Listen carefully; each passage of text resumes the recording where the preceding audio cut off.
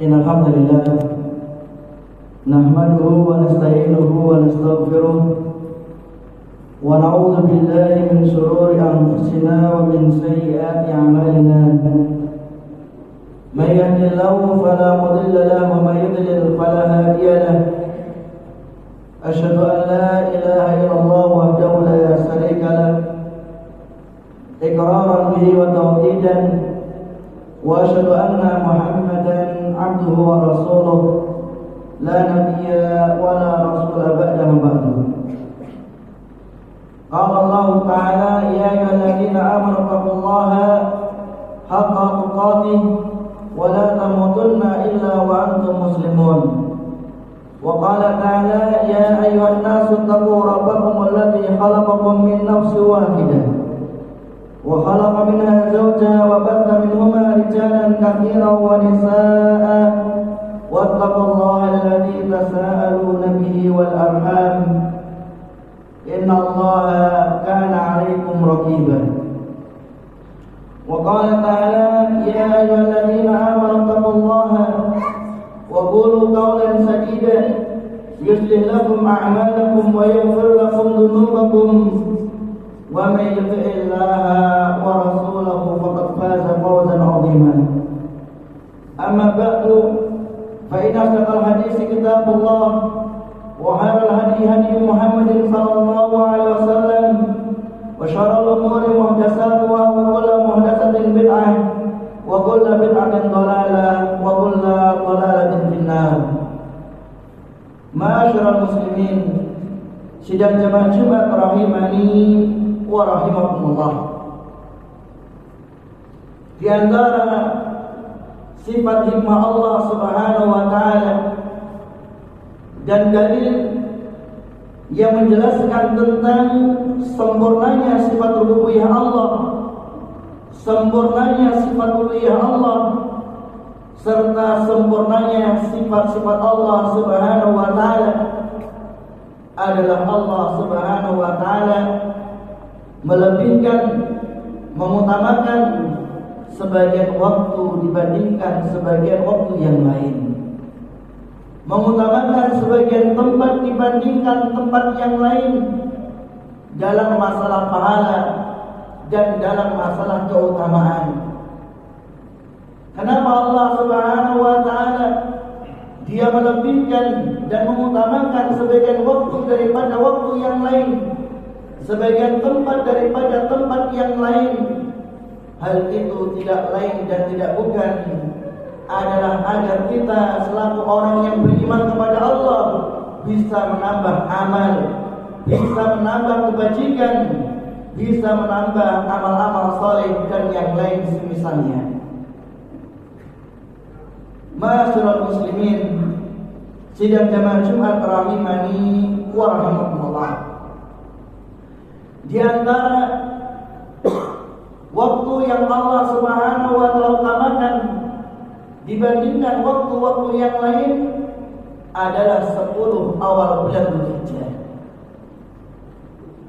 yang mana sekarang ini kita sudah berada di akhir bulan Dzulqa'dah, dan sebentar lagi insyaallah kita akan berjumpa dengan bulan Dzulhijjah. Dan bulan Dzulhijjah adalah salah satu bulan dari bulan-bulan yang Allah Subhanahu wa taala utamakan dan muliakan. Rasulullah sallallahu alaihi wasallam beliau bersabda dari sahabat Abdullah bin Abbas radhiyallahu taala anhuma, "Ma min ayyamin al-'amalu salihu fihinna ahabba ila Allah minhu fi hadhihi ayyamil ashri."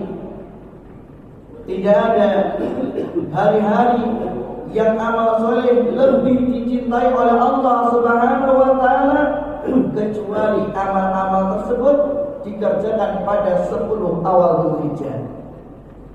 Maka para sahabat bertanya, qalu wal jihadu fi sabilillah, wa ya Rasulullah, bagaimana menurut Anda apabila amal-amal saleh yang dikerjakan pada 10 awal Dzulhijjah ini dibandingkan dengan jihad di jalan Allah Subhanahu wa taala? Rasulullah menjawab, wal jihadu fi sabilillah. tidak bisa juga dibandingkan dengan orang yang berjihad di jalan Allah Subhanahu wa ta'ala. Illa rajulun kharaja bi nafsihi wa malihi wa lam yarji min dzalika bi syai'. Yang bisa mengalahkan amal saleh yang dikerjakan pada 10 awal Dzulhijjah adalah seseorang yang dia keluar ke medan perang dengan membawa harta dan membawa dirinya, kemudian tidak kembali sedikit pun darinya tersebut. Artinya hartanya tidak kembali dan orangnya mati syahid. Hanya amal inilah yang bisa mengalahkan amal-amal soleh yang dikerjakan pada 10 awal Dzulhijjah. Sehingga dalam hadis yang lain Nabi sallallahu alaihi wasallam juga bersabda, "Ma min 'amalin azka indallahi wa la 'azama ajran min khairin ya'maluhu fi asril adha." Rasulullah sallallahu alaihi wasallam beliau bersabda, tidak ada suatu amalan yang lebih suci di sisi Allah Subhanahu wa taala dan lebih besar pahalanya daripada amalan-amalan yang dikerjakan pada 10 awal Dzulhijjah. Para sahabat bertanya, "Wal jihadu fi sabilillah wa Rasulullah, bagaimana apabila dibandingkan dengan jihad di jalan Allah?" Rasulullah menjawab, "Wal jihadu fi sabilillah, tidak bisa juga dibandingkan dengan jihad di jalan Allah. Illa rajulun kharaja bi nafsihi wa mali falam yarji min dzalika bi syai'."